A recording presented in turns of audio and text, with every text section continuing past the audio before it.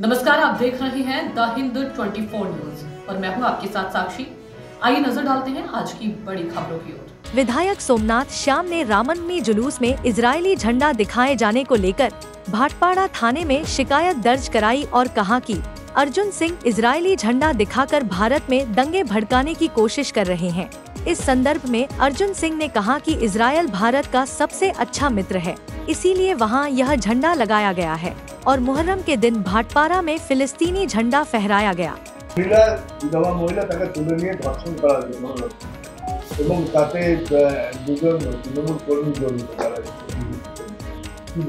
দেখুন, এই বিষয়ে আমার কাছে এই মুহূর্তে কোনো তথ্য নেই।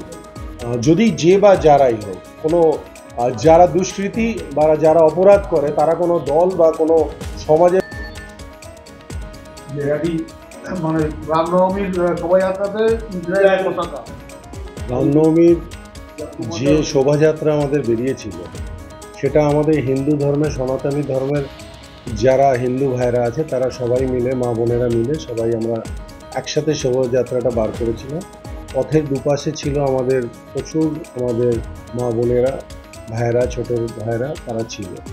সেই পরিস্থিতিতে এইখানকার প্রাক্তন সাংসদ অর্জুন সিং, যিনি সবসময় একটা বিশৃঙ্খলা তৈরির চেষ্টা করেছে ব্যারাকপুর শিল্পাঞ্চলে, তাকে দেখা গেছে তার হাতে একটু অন্য দেশের পতাকা নিয়ে তিনি ঘুরছেন। তিনি কি মনে করতে চাইছেন এই পতাকাটা দেখে? এটা মানে হলো আজকে তিনি ইসরায়েলের পতাকা দেখাচ্ছেন, কালকে অন্য দেশের পতাকা দেখাবেন। এটাতে ভারতের সংস্কৃতি নষ্ট হচ্ছে এবং বিশেষ করে আমাদের বাংলার যে কৃষ্টি সংস্কৃতি আছে, যেভাবে আমরা ধর্মকে নিয়ে চলি, সেই জায়গায় এই ধরনের একটা বিশৃঙ্খলা তৈরি করা ওনার উদ্দেশ্য ছিল যে এখানে কোনোরকমভাবে একটা ধার্মিক দ্বন্দ্ব তৈরি করে একটা ঝগড়া লাগানো। ওনার একটা অনেক দিন আগের থেকেই এই মনসুবা ছিল, কিন্তু এবার মনে হচ্ছিল তিনি প্রকাশ্যে এসে গেলেন যে হাতে ইসরায়েলি ঝান্ডা নিয়ে তিনি ঘুরছেন। আমরা পুলিশ কমপ্লেন করেছি, আমি ব্যক্তিগতভাবে করেছি এবং বলেছি প্রশাসনকে এটার উপরে অ্যাকশন নিতে। বলছি কি উনি বলছেন, প্রাক্তন সাংসদ অর্জুন সিং বলছেন বন্ধু দেশ, তাই বন্ধু দেশের পতাকা। ভারতের অনেক বন্ধু দেশ আছে, সেই দেশের নয় কেন? আর উনি কে? উনি প্রাক্তন সাংসদ, উনি এখন কেউ নয়, উনি একটা সাধারণ ব্যক্তি।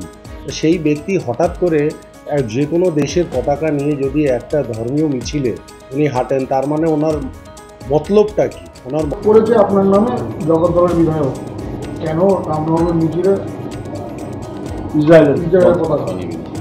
আমি তো কোনো লুকিয়ে নিয়ে নি, আমি তো প্রকাশ্যে নিয়েছি। ভারতবর্ষের বন্ধু দেশ আছে ইসরায়েল, তার পতাকা নিয়েছি। কেন?